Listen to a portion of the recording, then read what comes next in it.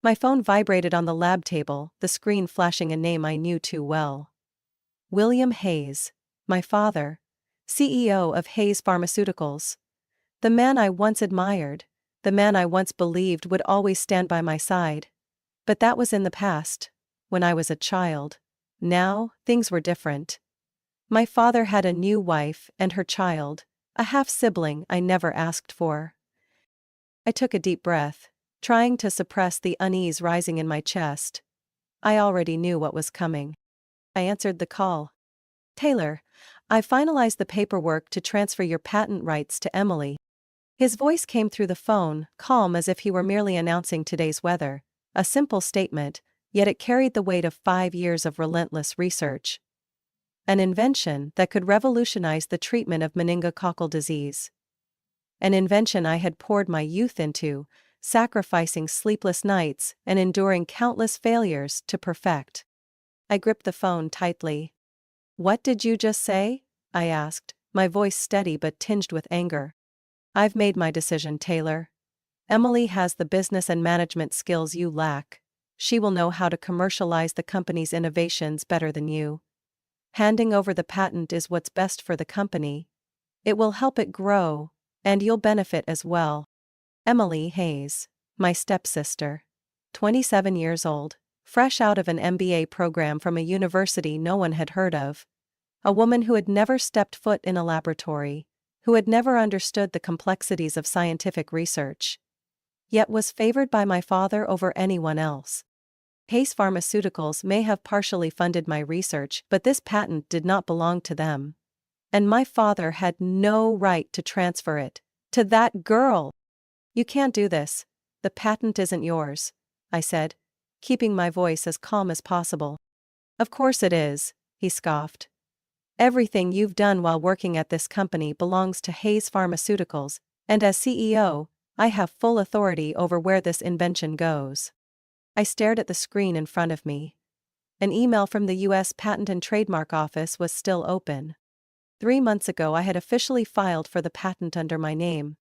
He didn't know I had anticipated this. He didn't know I had been preparing for this moment all along. Wish Emily luck with something she knows nothing about, I said coldly. A moment of silence on the other end. Clearly, my father hadn't expected my composure. Perhaps he thought I would beg, get angry, or try to persuade him. But I did none of those things. So be it, he said after a pause, a hint of hesitation in his voice. The lawyers will send over the transfer documents for you to sign. Fine, I replied before hanging up. As soon as the call ended, I sent a message to Jessica Porter, my lawyer. He did exactly what we predicted. I wasn't nervous, out of fear. I was excited. I had seen this coming, and I had prepared for it. I set my phone down, but the anger inside me still burned. I knew my father would do this. 5 years of research, all my sweat and sleepless nights, and now he intended to hand it over to someone else, as if I had never existed. But to understand why I saw this move coming, we need to go back 2 years, to when everything started to change. Before my father remarried, Hayes Pharmaceuticals was everything to me. It wasn't just a pharmaceutical corporation, it was my mother's legacy. Evelyn Carter Hayes, a brilliant scientist, had co-founded the company with my father when it was nothing more than a small lab with a dream to change the medical world. She was the heart of the company, the one who laid the foundation for groundbreaking research in neurological treatments. When she passed away from the very disease she had dedicated her life to curing, I swore to continue her work. I threw myself into research, working tirelessly to build upon what she had started.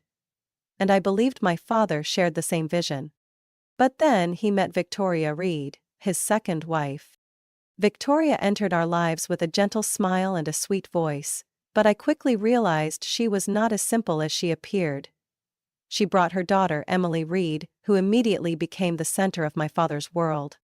At first I tried to form a relationship with Emily, but I quickly realized she had no interest in science or research. She didn't care about chemical formulas, had no understanding of biological mechanisms, and had zero grasp of the complexities of the pharmaceutical industry. The only thing she cared about were influence and control. And my father handed them to her. I remember that fateful night, when my father stood in the middle of the company's annual gala, holding a glass of red wine and proudly announcing, "I'm thrilled to announce that Emily will be taking on the role of Chief Strategy Officer at Hayes Pharmaceuticals. She will bring a fresh perspective, drive new business strategies, and modernize our company." I looked around, expecting a reaction from the scientists in the room, but most remained silent. They all knew Emily lacked experience, but no one dared to challenge my father, the CEO. I stood up and objected. "She hasn't worked a single day in this company," I said, struggling to keep my voice steady. But my father simply shook his head. "Taylor, you're a brilliant scientist, but you've never understood the market. Emily has the education and business vision you lack." That was the moment I understood everything had changed. From that day on, my presence in the company began to shrink. Funding for my research was cut. Projects I had led were handed over to Emily despite her lack of expertise. My access to the company's labs became restricted under flimsy excuses: security concerns, department restructuring, system improvements. Gradually, I realized that Emily and my father didn't want me there anymore. And the biggest realization came from the way Emily carried herself, as if she was already the true leader of Hayes Pharmaceuticals. She attended research meetings, taking notes diligently, asking questions that only someone clueless about science would ask. "Why can't we simplify this drug synthesis process? If it takes too long, we'll lose profits. Can we make an app to help customers track the drug's effects in real time?" She wanted to turn a scientific breakthrough into a cheap, fast-tracked commercial product, something she thought could be streamlined without understanding how it actually worked. I couldn't let that happen. Not to my research, not to my mother's legacy. I couldn't let Emily, someone who had no understanding of what we did, destroy the most important work of my life. I reached out to Jessica, an old friend from college who had since become one of the top intellectual property lawyers. When I told her about my situation, she wasn't surprised. "Taylor, this happens in the pharmaceutical industry more than you think. But if you want to retain ownership of your research, we have to act now." Jessica helped me build a plan. First, I began collecting evidence. Every email denying me funding, every internal document showing changes to my access, every message from Emily about how she wanted to learn more about my work, and my data, later rebranded under her name. Each piece could become part of the legal case against them. But the most important thing was the patent. Jessica advised me to file for the patent independently, ensuring that the critical breakthroughs in my research were not owned by Hayes Pharmaceuticals. For months, I meticulously reviewed every document, removing anything the company could claim as their property. I even conducted my final experiments in a private lab, outside of the company, to avoid any ties. And then, 3 months ago, the USPTO officially granted me the patent under my personal name. No one in the company knew. I had kept it a secret, waiting for the day they filed their own patent application on my invention, so I could sue them in return. That day was today. I opened a drawer and pulled out a thick folder labeled, "The Evelyn Carter Hayes Project," the codename I had given to my plan to protect my research, named after my mother, to honor her legacy and dedication. I sent another message to Jessica. "Let's begin." She replied immediately.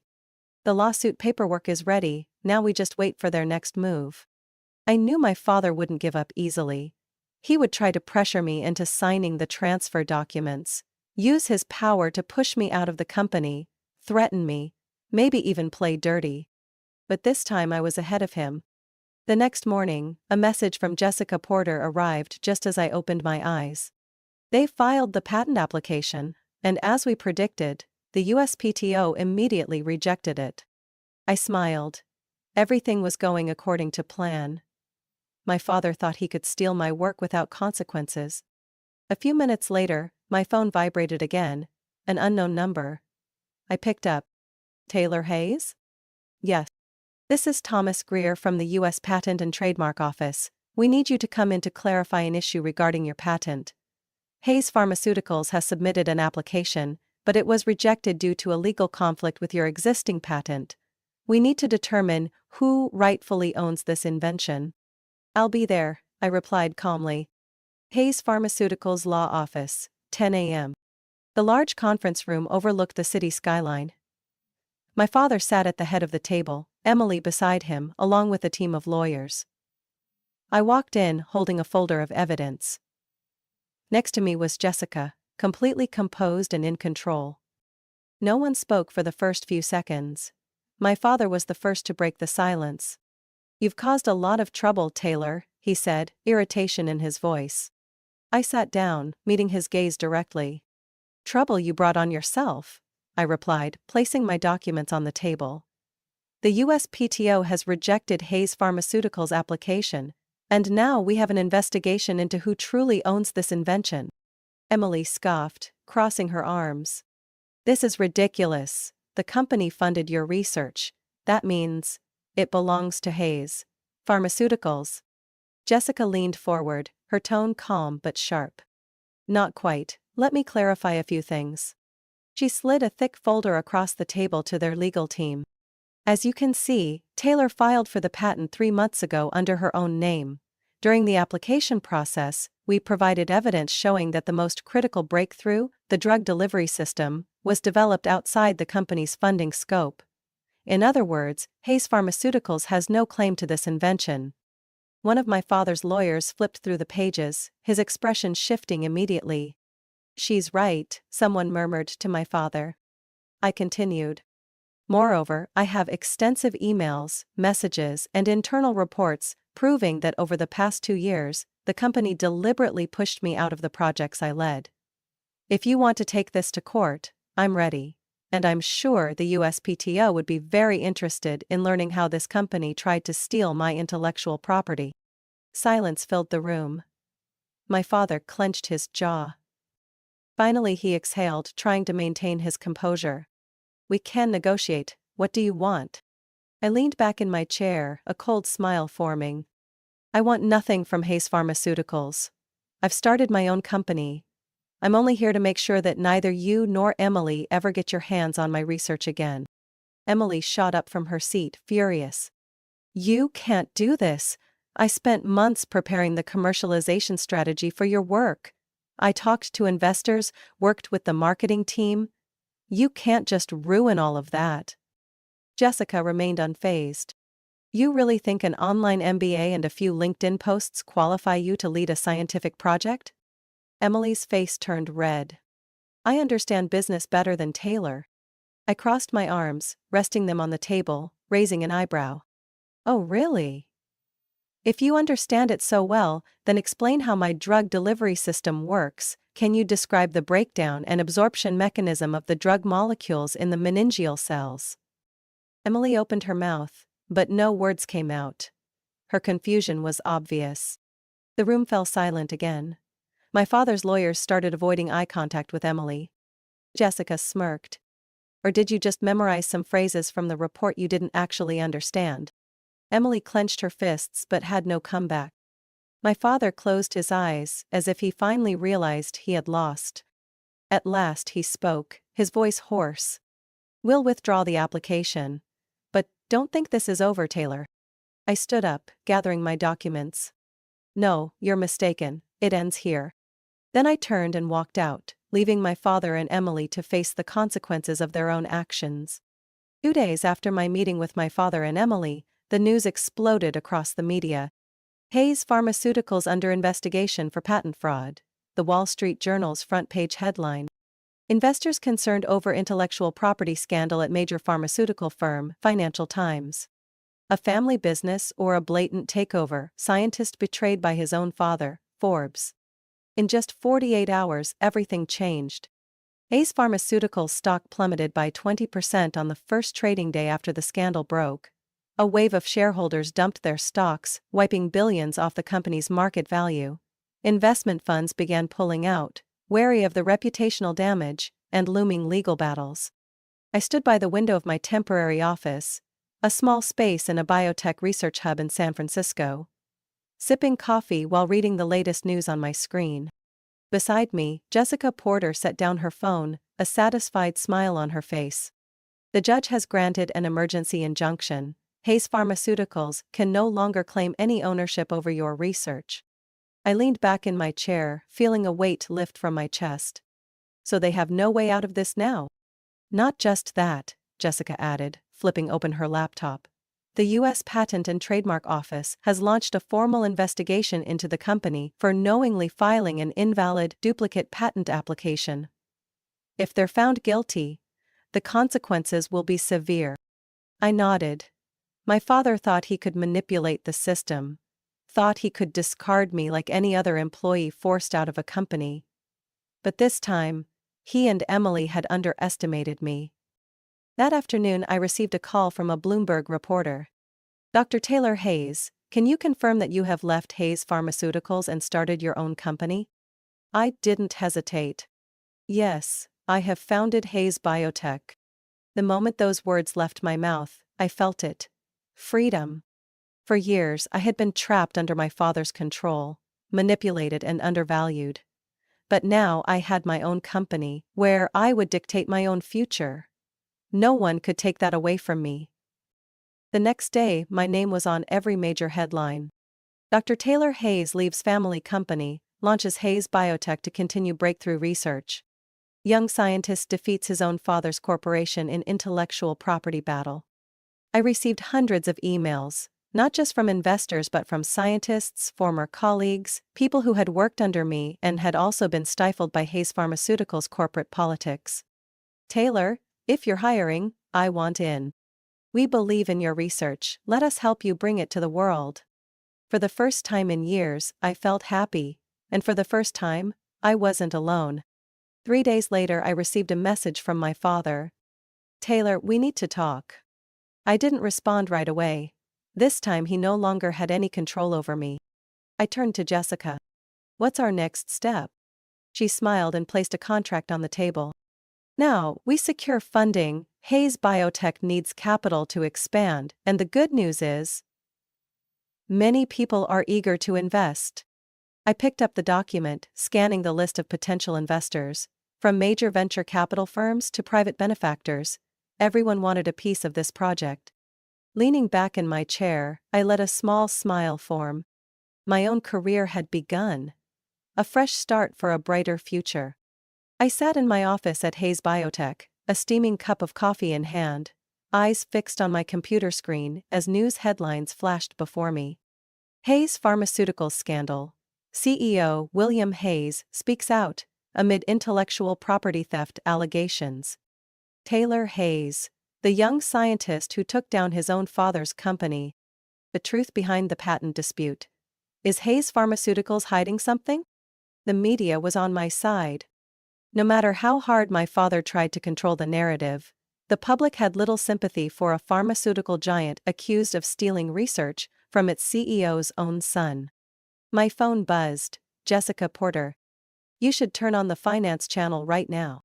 Frowning, I grabbed the remote and switched on the TV mounted on the wall. A live interview was airing. Emily Hayes sat across from the host, her face carefully made up, but tension was evident in her posture. Miss Emily, your company has been accused of attempting to claim ownership of a patent that legally does not belong to you. Can you explain this? Emily took a deep breath and forced a smile.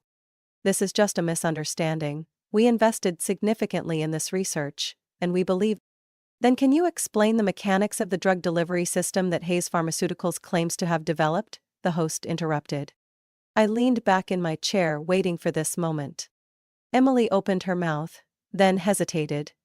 She glanced off camera, probably hoping for someone to prompt her. But no one could save her now.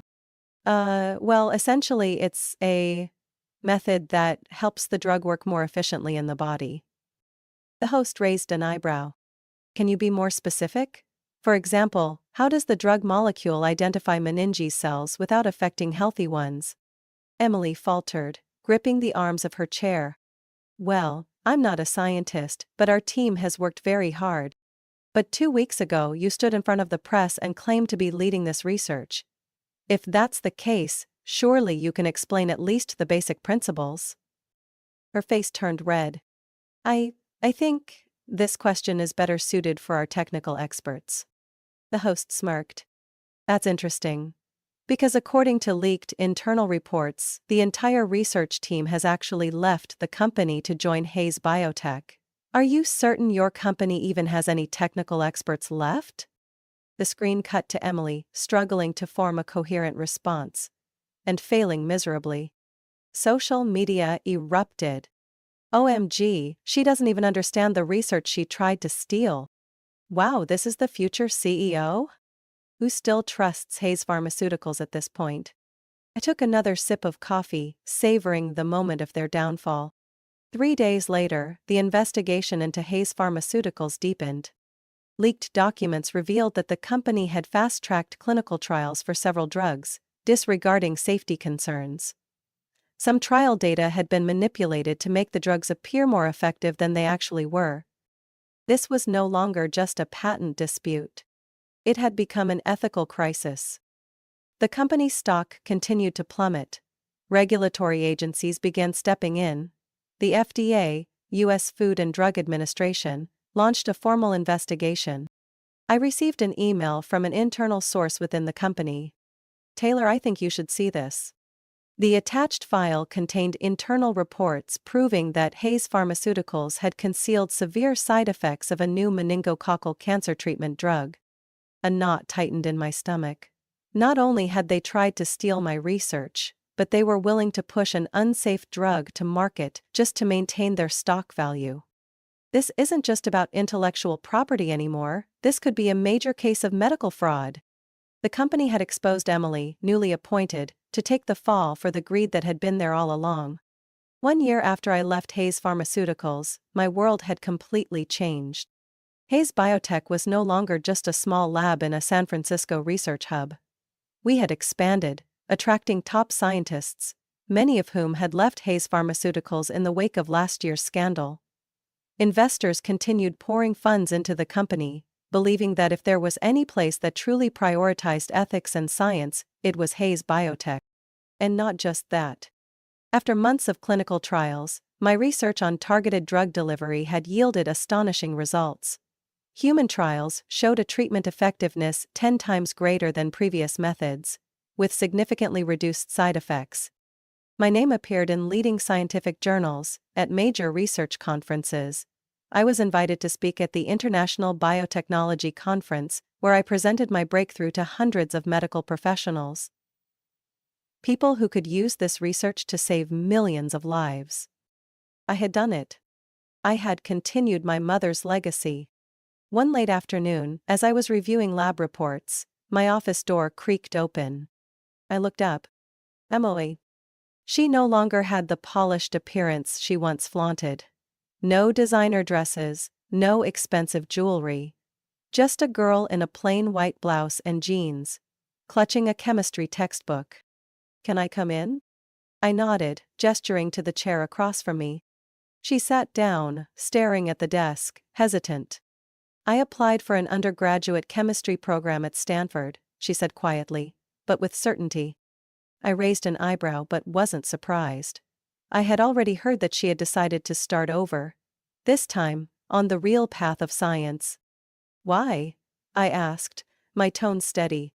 Emily took a deep breath. Because I don't want to pretend anymore. I don't want to spend my life talking about things I don't understand. She looked up at me. I know I did a lot of things wrong. But I want to make it right. I was silent for a moment before nodding. That's a good decision. Emily smiled faintly, something between sadness and hope. This time, I'm going to stand on my own. She stood up and walked out of the office without asking for forgiveness.